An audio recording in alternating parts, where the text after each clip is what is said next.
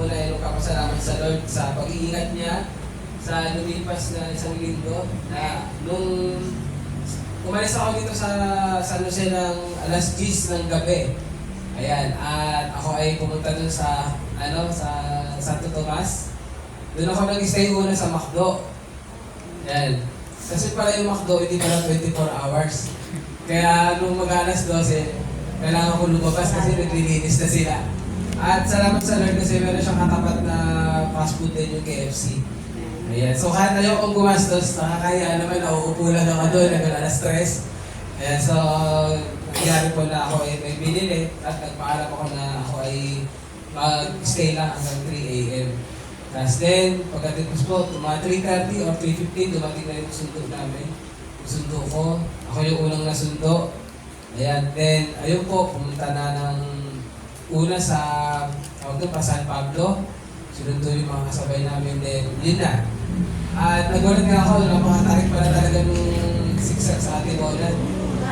Hindi pala siya yung parang ganun lang. So sabi ko, kaya liwit nito. Sabi ko, siguro kaya liwit nito pag ako lang yung sakay. Pero kung maraming sakay, mukhang alanganin. Ayan. Pero salamat kasi yung experience pa, si Pastor kasi ako, hindi ako nabuboring kahit mamit pa siguro 24 hours na biyahe yan. Gusto ko yung mahabang biyahe. Hindi ako nahihilo. So, nag-enjoy ako doon sa biyahe, but then at the same time, nakaka-enjoy din ako.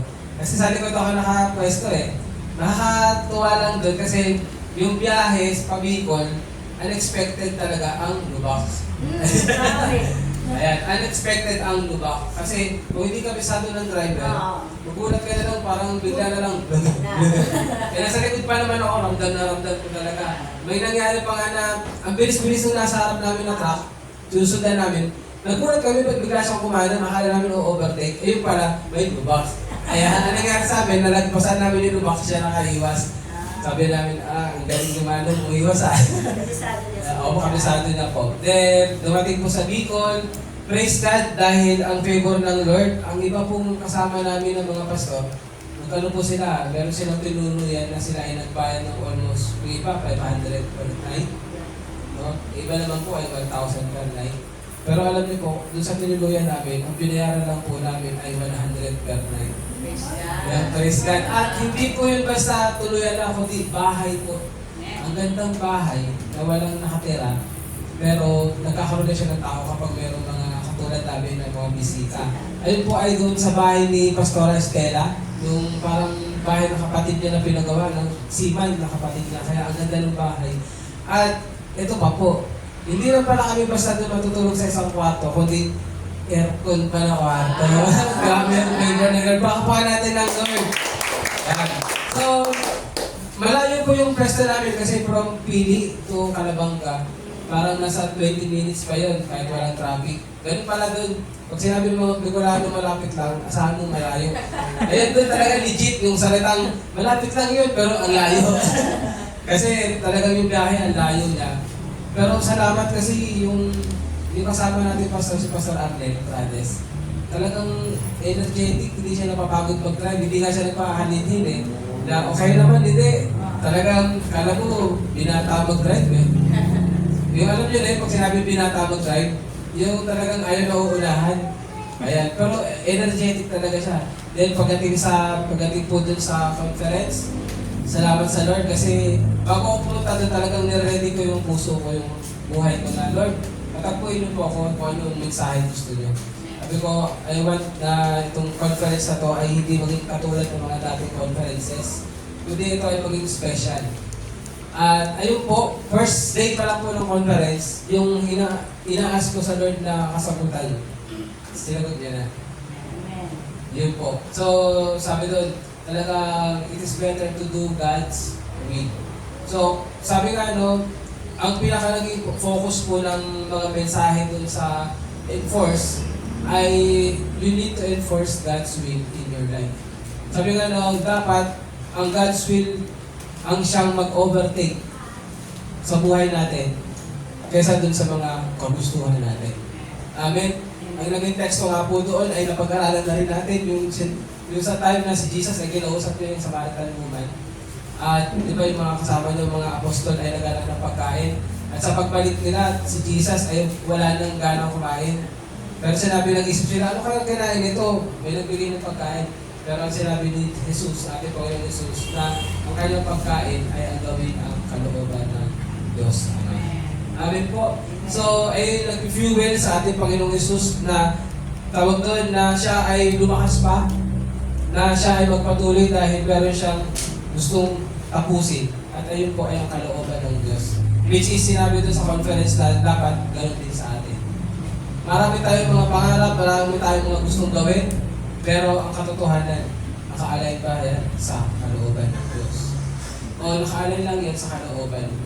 Pero kapag naganap po na ang kalooban ng Diyos ang inuna natin, hindi po tayo i-fail ng ating Panginoon.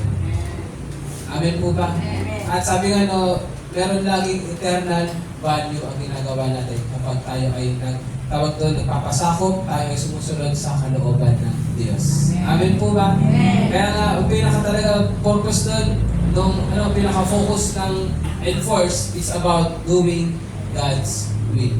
Which is, sabi nga dito sa atin sa FCC San Jose, ay nagiging focus din natin ngayon na as Christians, hindi lang tayo mga attendee, hindi lang tayo yung mga naligtas, but then, ang pinaka-goal natin ay magawa natin ang kalooban ng Diyos.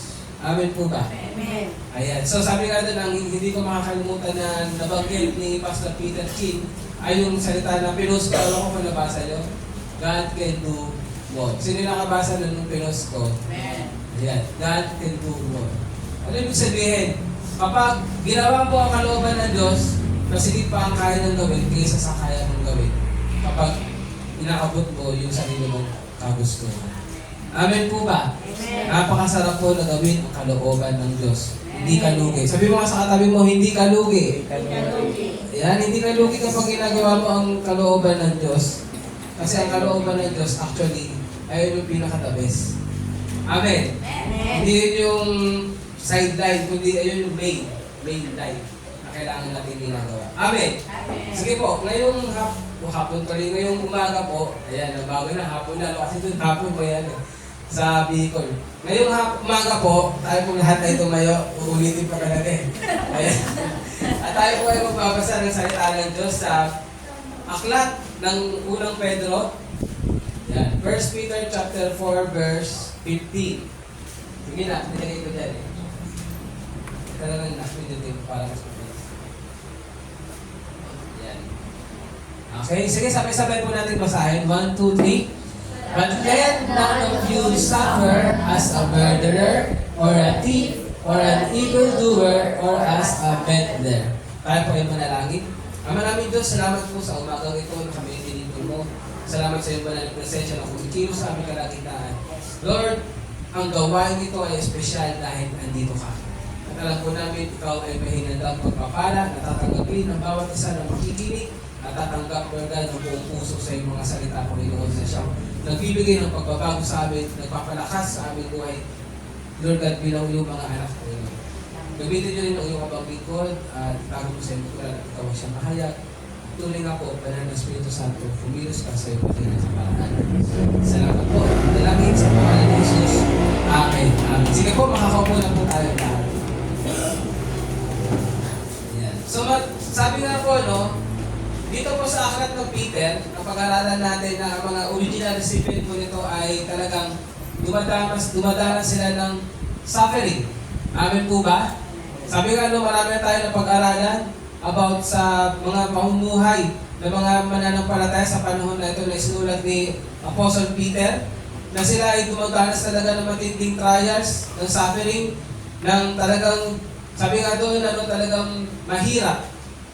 Pero kailangan nilang panindigan ang kanilang pananampalataya.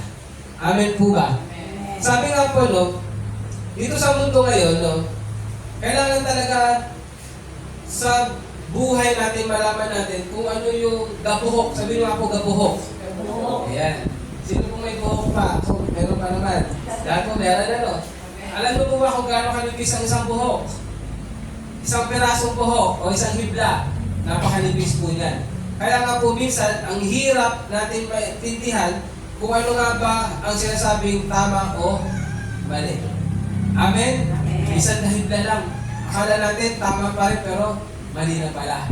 So sabi nga po, no, ito ngayon, sa binasa natin talata, ito ay magbibigay sa atin ng clarity. Ayan. Nais ni Apostle Peter na tayo ay maging aware na hindi dapat natin magawa kung ano yung hindi tama. Amen po ba? Dahil sa gitna po ng suffering, minsan nagkakaroon tayo ng maling idea. Ayan. Nakakasunod po ba ang bawat isa? Minsan may mga bagay sa buhay natin na nahihirapan tayo. Kasi sinasabi natin na, Lord, alam ko po. Ayan. Lord, alam ko po, hinayaan mo itong mangyari. Hinayaan mo itong mangyari kasi gusto mo ako lumago. Amen? Pero, kailangan natin malaman kung ayun nga ba ang katotohanan. Na ito nga ba ay hinayaan ng Lord na mangyari? O ito nga ba ay dahil sa iyong matigas na ulo? Amen po ba? So sabi ko, hindi ko na pakatagalin. No? Babasahin ko po sa inyo yung isa sa nakasulat dito na not all suffering is godly.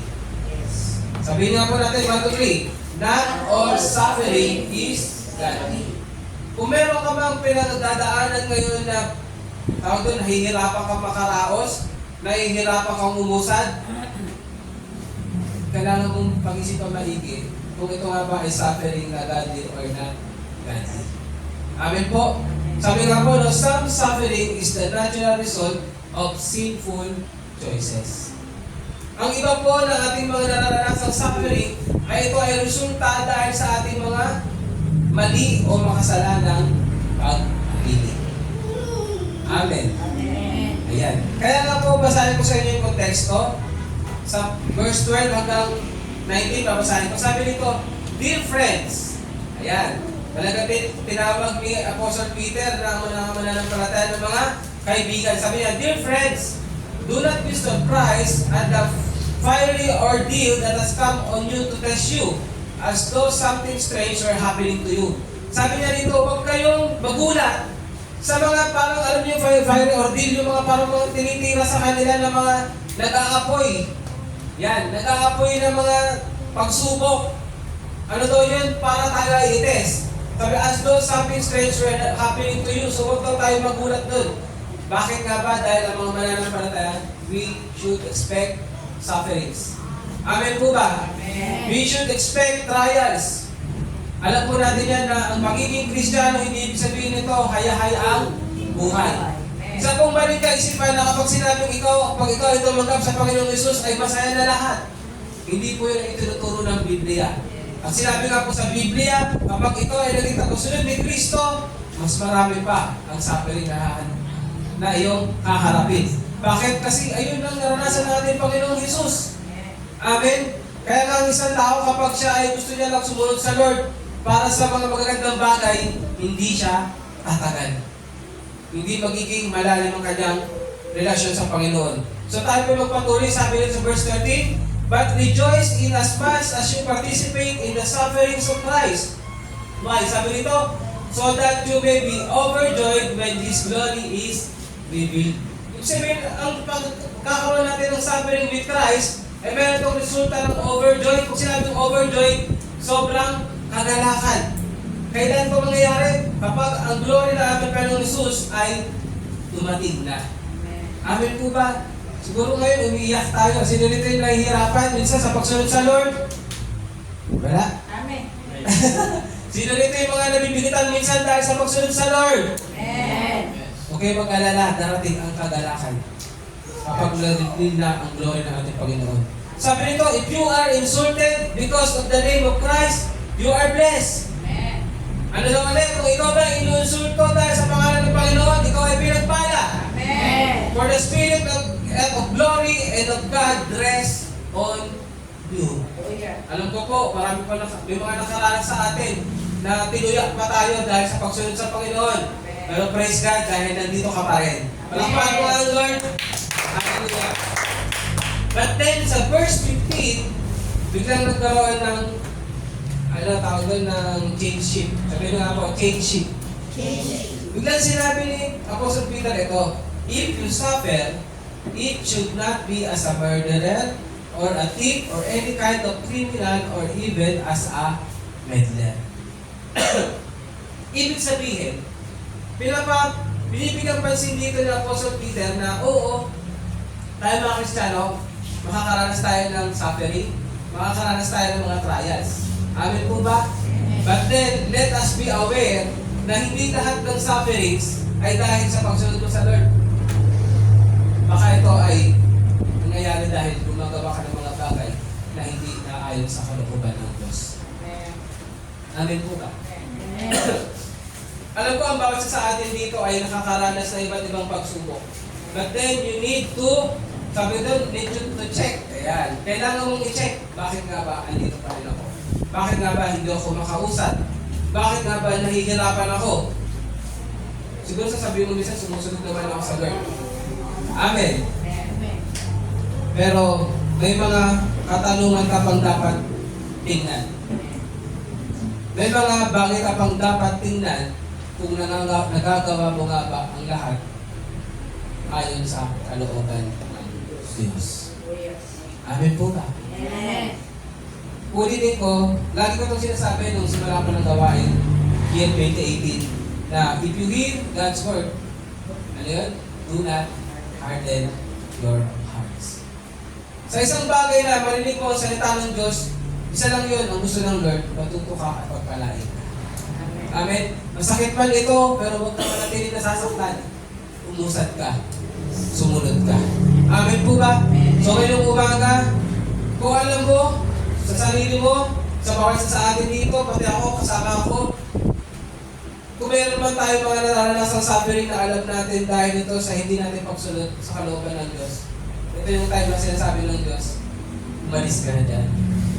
Umusad ka. Para yung suffering na yan na hindi mo sana dinadanas dahil sa pagsunod mo sa Lord, naiwasan mo na. Amen po ba? Ready na po ba ang bawat isa?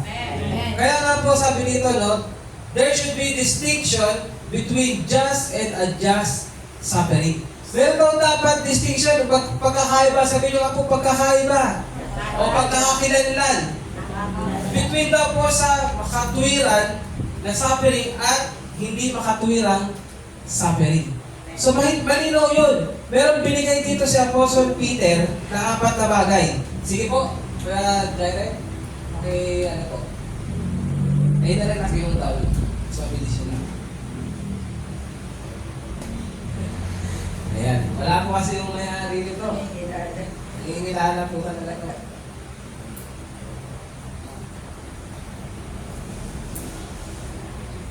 Wait lang po Sino bang lang natin? Can you do this? Ayan. Kasi gusto ko mano sa script.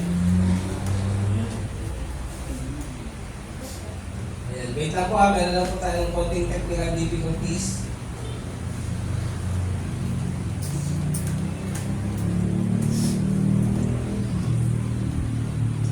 Sige, yung upo na lang din yung makakagawa. Pero ikaw na lang siguro. Ayan Pwede mo na. Ayan. Sige. So, meron po yung nilist sa Apostle Peter na 4. No? Types of people who suffer not for righteousness, but for wrongdoing. Sabi nga, no, these are actions that break human law and divine commands. Ayan. Ano daw po yung una? Basahin natin, 1, 2, 3. Murderer, o ano nga daw po yung murderer? A violent sin against life. Sabihin, pag sinabing murderer, talaga ito ay pumapatay. Ibig sabihin talaga nito ay yung gustong kumitil ng buhay. Amen po ba? Wala naman sa FCC yan. Pangalawa, thief. Ano nga daw po? Thief. Pag sa Tagalog, ito ay magnanakaw. Dishonest sin against property. O ano naman natin? All kinds of pagnanakaw. Amen po ba? Sabihin, ito ay yung hindi ka nagiging tapat. Alam niyo po ba, pag hindi ka tapat, ikaw ay nagkakasala. Amen? So, pangatlo, evil doer. O sinasabi ito na a broad category of wrongdoing. Kung sinabing evil doer, napakalawak na niyan. Kasama na dyan yung murder, kasama na dyan yung thief, and then yung panghuli po ay meddler. Alam niyo po ba yung ibig sabihin ng meddler? Natatawa ako kasi ibig sabihin pala niyan, pakilamero. Yes. Ayan, alam niyo na ngayon, additional. Pag sinabing meddle, an unexpected addition or interfering in others' life or business. Ano ba yung mga pakilamero? Yung mga tigitero. Yes. Yung mga chismosa. Amen po ba? Amen. Yung mga, tawag ko yung mga walang magawa sa buhay, kaya nangyayalap ng buhay ng may buhay. Ako po, napakasama po yan. Meron pong konsekwensya. Amen po ba? Kapag ikaw ay murderer, merong consequence. Meron kang consequence. Unang-una, yung kalayaan mo, mawawala. Bakit? Kasi lagi kang magtatago. Lagi kang pupunta sa iba't ibang lugar, pati yung identity mo, babaguhin mo. Amen po ba? Pag ikaw naman ay magnanakaw, mahirap din. Kasi pinagdaligan tayo, mahuhuli ka rin. Amen po ba? Amen. Ang isang Kristiyano ba, paano ba dumarating sa kanya na tinatawag siya magnanakaw? Kapag ikaw ay hindi nagbibigay ng kapo at handog sa Panginoon. Kahit anong gawin mo, butas ang bulsa mo. Hindi ka maka-step, hindi ka maka-breakthrough. Amen po ba? Mahirap po sa isang Kristiyano matawag na ikaw ay magnanakaw. Amen. Sa katotohanan, walang anak ang Diyos na magnanakaw.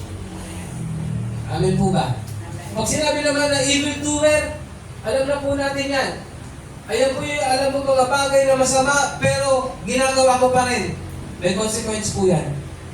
May suffering po na kasunod ng bagay na yan. Amen po ba? Ang meddler din, sabi ko nga kanina, nako, mahirap talaga yung pakilamero. Kaya sabi mo sa katabi mo, huwag kang pakilamero ha. Ayan. Lang pakialaman. Yung mga bagay po din, na binigay ni Apostle Peter, ay ilan lang yan. Pero ang totoo po, napakarami po na listahan. Pero ang binibigyan pansin na Apostle Peter dito, ay kung alam mo na yung ginagawa mo ngayon ay isa sa mga nakasulat dito, huwag mo sabihin na yung nakasuffer ka dahil sa pagsunod sa Panginoon. Amen po ba? Amen. Huwag kang magmalaki na nagsasuffer ka ngayon, may trial ka, nasasabihin mo, ikaw ay hinuhubog ng Lord. Pero alam mo, dahil sa katigasan ng ulo mo, dahil isa dyan ang ginagawa mo. Kapatid, yung suffer na yun, hindi ka na nakikisuffer in Christ. Hindi yung pakikipag-suffer mo kasama si Kristo. Hindi po. Hindi ka sinasamahan ng Lord dun sa bagay na yun kapag nagsasuffer ka dahil sa mga yan. Ayun yung binibigang pansin ni Apostle Peter. Dahil mayroong mga pagkakataon na ang isang Kristiyano, akala niya, nararanasan niya ito dahil sinabi, kalooban ng Diyos. Ayun pala, dahil hindi mo ginagawa ang kalooban ng Diyos, ikaw ngayon ay pinapalo ng Diyos. Amen po ba? Kaya gusto ni Apostle Peter na maintindihan ng mga mananampalataya sa panahon niya, at alam ko, surat ito para maunawaan din natin sa panahon ngayon, na kapatid, isipin mong maigi. Sabi nga po, isipin natin maigi. Napakahalagang isipin natin maigi kung yung paghihirap na ginagawa ko ngayon ay dahil nga ba sa pagsunod ko sa Panginoon o sa pagsuway mo sa Panginoon. Amen po ba? Amen. Mga kapatid, kung narinig mo kung ito ay nangungusap sa'yo sa umagang ito lang masasabi ko, huwag mong baliwalain. Huwag mong baliwalain, kapatid. Sa panahon nila, kailangan nila yung tanggapin para lalong maging tunay ang kagalakan sa puso nila. Dahil kapag realize nila na ito pala yung kalagayan ko, kaya ako nagkasapin, akala ko kasama ko sila. Ayun pala, nagagawa ko to, nangyayari sa akin to dahil sa katigasan ng ulo ko. Kapag tinanggap nila, darating yung magpapakumbaba. At darating ngayon sa kanila na kapag sila ay nagbago, sila ay nagsisi, darating sa kanila ang tunay na kagalakan. Amen po ba? Amen. Kaya sabi nito, no, some suffering is not persecution. It's a consequence. If we know that we disobeyed God, we shouldn't claim victimhood. Ano yun? In other words, kapag alam mo na ikaw ay nagsasuffer dahil sa hindi mo pagsunod sa Diyos, Yung word natin ngayon, huwag kang pa-victim. Ano daw po, huwag kang pa-victim. Alam niyo po ba yung pa-victim? Yung ikaw na yung nakagawa ng mali, tapos pag nausap ka ng iba, parang ikaw pa yung lumalabas na kawawa. Amen? So, hindi po dapat gano'n. Dapat po ang mangyari ay i-examine natin ang ating puso. Sabihin nga po, examine ang ating puso. Ano yung magiging tanong? Are you suffering because you stood for the truth? Or because you willingly disobeyed God? Bigat ano? Sabi ko, are you suffering because you stood for the truth? Or because you willingly disobeyed God? Mga kapatid, ano bang suffering yan? Itanong natin sa Panginoon. At tulungan tayo ng Lord na maniwid. Kung nararanasan ba natin yan dahil sa kalooban niya o dahil hindi natin pagsunod sa kanyang kalooban. Amen. Sige, kumaya na pa natin ang pinigala ka. Ayan. So sabi dito, alam niyo po ba na ang ating Diyos, lagi tayong tinatawag na tayo ay magkaroon ng higher conduct. Pag sinabing higher conduct, dapat lagi tayong above reproach. Ibig sabihin, lagi nakikitaan tayo ng magandang mga bagay. Magandang pag-uugali. Amen po ba? Na mga tawag doon, pag sinabing higher conduct, lahat ay, tayo ay iba sa mga taong hindi nananampalataya sa ating Panginoon. Sabi nga po, no, si Peter hindi niya kinukondem yung mga suffering. Pero sinasabihan niya, pinapaalala niya lang na huwag namang mangyari na ang pag-suffer mo ay dahil sa iyong wrongdoing. Kasi ang katotohanan, kapag wrongdoing, hindi na papakita sa iyo ang Christ likeness. Hindi na sikita sa iyo ang kabanalan. Amen. Mas maganda na ikaw ay asarin dahil ginagawa mo ang kalooban ng Diyos. Mas maganda na ikaw ay tuyain dahil ginagawa mo ang kalooban ng Diyos. O dahil mas mahirap kapag ito tinutuya dahil nakikita nila na hindi ka gumagawa ng kalooban ng Diyos. Alam niyo ba yung word na sinabihan na Kristiyano ka pa naman? Amen. Mahirap po yun. Masakit po yun. Na masabihan ka na, Kristiyano ka pa naman, bakit ganyan pa rin gawain mo? Kristiyano ka pa naman, bakit ang tigas pa rin ang ulo mo? Amen po? Di ba mas maganda kung sabihin na yung may ginagawa ka, yung mga pangasal sa Kristiyano, yung mga baliw yung mga yun, pataas-taas ang kamay din, mahali-hallelujah. Titinda ng luya. Ayun yung mga pangasal dati. Mga alive forever, bukas patay naman. Ganun yung mga inaano nila sa atin. Mas okay lang makitaan. Hindi na tayo na mabuti at asalin kaysa tuyain nila tayo dahil sa palit natin mga ginagawa. Amen po ba? Amen. Malinaw po ba yun? Amen. So sabi nga po, no, the early Christians were accused of many things. Alam niyo po ba sa panahon nila, ito mga Kristiyano na tawag doon, original recipient ng sulat ni Apostle Peter, may mga accused sa kanila. Ano yun? Sila daw po ay mga cannibal. Alam niyo po yung cannibal? Yung kumakain ng tao? Ayan. Kasi tinuro ng Lord, di ba, yung Lord's Supper. Inaasar sila na cannibal kayo kasi kinakain nyo ang katawan ni Kristo. Iniinom nyo ang dugo ni Kristo. Kumbaga, inaasar sila. Mga cannibal kayo. Then, sila rin ay tinutuya na sila ay mga rebelde. Sila daw ay lumalaban sa Roman Empire. Sinasabi na sila ay walang Diyos. Bakit? Kasi nire-reject nila ang mga Diyos ng Roma. Amen? So, ang dami mga binibigay sa kanila mga pagtutuya. Ang dami mga accusations sa kanila. At dahil sa mga accusations na yan, napakarami rin mga suffering sila at trials na nararanasan. Pero, isa lang siguro ang sinasabi nila, okay lang. Bakit? Kasi ito ay naranasan namin dahil sa paggawa namin ng kalooban ng Diyos. Amen po ba? Sa buhay natin, alam ko, marami sa ating ganun. At sana nga, laging ganun, na matuya man tayo dahil sa kalooban ng Diyos, sa paggawa ng kalooban ng Diyos, hindi tayo matuya dahil sa hindi natin magsunod sa kalooban ng Diyos. Kaya nga po, Peter urges them to live so uprightly that no accusations could stick. Ano ibig sabihin? I-urge pa rin sila ng Apostle Peter na kahit ayan ang sinasabi sa inyo kasinungalingan, mamuhay pa rin kayo ng may kabanalan. Mamuhay pa rin kayo na mayroong dignidad. Amen? Mamuhay pa rin kayo na kayo ay mapagkakatiwalaan. para anumang akusasyong sabihin nila sa inyo, ay para lang yung alikabok na didikit sa inyo at pagpagin nyo lang. Amen po ba? Ibig sabihin, walang katotohanan. Amen po ba? Pero, ang mangyayari kasi, kapag ikaw ay tinutuya dahil sa sarili mong ginawang hindi kalooban ng Diyos, nagpa-mark yun eh. Hindi tungkol sa binabato nila sa'yo, kundi tungkol yun sa nakikita nila sa'yo. Ano kaya nakita nila? Mancha? Sugat? Amen? Ibig sabihin, ito ay tungkol sa nakikita nila, hindi tungkol sa gusto nilang ibato sa'yo. So pag hindi mo ginagawa ang kalooban ng Diyos, pag tinuya ka ng tao, kasi nakikita nila. Pero pag tinuya ka ng tao dahil sa kalooban ng Diyos, wala silang nakikita, meron na silang gustong ilagay sa'yo. Pero sabi ko nga kanina, para lang yung alikabok, ano daw yun? Papagpalan mo na. Amen po ba? Nakukuha natin? Sabi ko nga, hindi ko pahabain yung ating message ngayon kasi napaka-simple pero napaka-lalim. Napaka-direct to the point na tayo mga anak ng Diyos ay natural. Sabi mo ako natural. Na tayo ay natural na makakaranas ng suffering. Pero natural din na tayo makakaranas ng suffering kapag tayo ay hindi gumagawa ng kalooban ng Diyos. Amen po ba?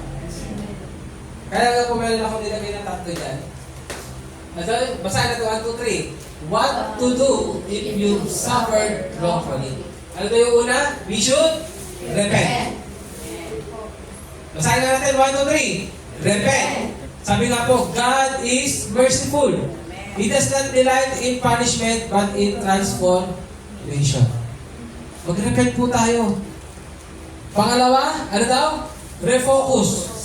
Don't justify sin under the banner of persecution. Kailangan mo mag-refocus. Ibig sabihin, kung ano man ang nakakapagdala sa mata mo o sa isipan mo sa bagay na yun na ikaw ay hindi nakagawa ng kalooban ng Diyos, ialis mo na yung mata mo dyan. Okay? Ialis mo yung isipan mo dyan, ialis mo yung puso mo dyan. At kayo mag-refocus. Kanino ka kaya mag-refocus? Kay Jesus. Kaya nga sinabi, fix your eyes on Jesus, the author and the finisher of our faith. Ibig sabihin, siya ay nagpasimula sa pananampalataya sa atin at siya rin natatapos ito. Siya ang magbibigay sa atin ng kakayanan. Amen po ba? Amen. And then pangatlo, ano yun? 1, 2, 3. Recommit. Ano ba mga bagay na hindi mo na-commit sa Panginoon? O kinumit mo na sa Kanya dati pero ngayon parang nawawala uli. You need to recommit. If you've suffered for wrongdoing, don't stay down. Rise up and suffer for Christ's sake instead. Amen po ba? Ano ibig sabihin? Kung ikaw daw ngayon ay nagsasuffer dahil sa wrongdoing, huwag kang manatiling nakadapa. Magpatayo ka sa Panginoon, tumitig ka, at mas naisin mo uli na ikaw ay mag-suffer para kay Kristo kaysa mag-suffer dahil sa maging ginagawa natin. Amen po ba? Malinaw po ba yung tatlo na yan? Basahin natin ito ulit. 1, 2, 3. Repent, refocus, and recommit. Napakalinaw po. Ayan po ang sinasabi na dapat gawin ng isang mananampalataya kung siya ay nagsasuffer ngayon dahil sa maling gawain o hindi paggawa sa kalooban ng Diyos. Kapatid, may tanong ako, just say amen if you agree. Ikaw ba ay nananampalataya na nais ng Diyos na ikaw ay pagpalain? Amen. Ikaw ba ay nananampalataya na nais ng Diyos ikaw ay pagtagumpayin? Amen. Then, do God's will. Huwag mo nang antayin o huwag ka nang manatili pa sa anumang pinalalagyan mo ngayon na paghihirap. Huwag ka naman natili pa sa anumang lugar ngayon na ikaw ay lubog na parang hindi ka makaahot dahil sa mali mo mga desisyon, dahil hindi mo sa pagsunod sa Panginoon. Narinig mo ang word na to. Ituro mo nga sarili mo ngayon, lahat tayo. Narinig natin ang salita ng Lord sa umagang ito dahil lahat tayo. Pero mga kailangang bitawan mga bagay na nagsasuffer tayo dahil sa hindi natin pagsunod sa kalooban ng Diyos. Ang mensahe ng Lord ngayon, kapatid, tigilan mo na yan. Bitawan mo na yan. Layuan mo na yan. Mas maigi na ikaw ay nagsasuffer dahil sa paggawa mo ng kalooban ng Diyos kaysa nagkasuffer ka dahil hindi mo ginagawa ang kalooban ng Diyos. Nais ka ng Lord pagpalain, nais ka ng Lord pagtibayin, nais ka ng Lord na pagtagumpayin, pero isa ang susi. Gawin mo ang kalooban ng Diyos. Ano nga po ulit yung tatlo?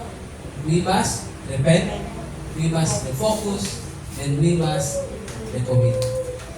Sige po, inahiya ako ang bawat sana tumayo sa oras na ito. Sige po, tayo pong lahat kaya pumikit. Inahiya ako po ang bawat sana pumikit. Let us focus sa essential ng words of parang ito.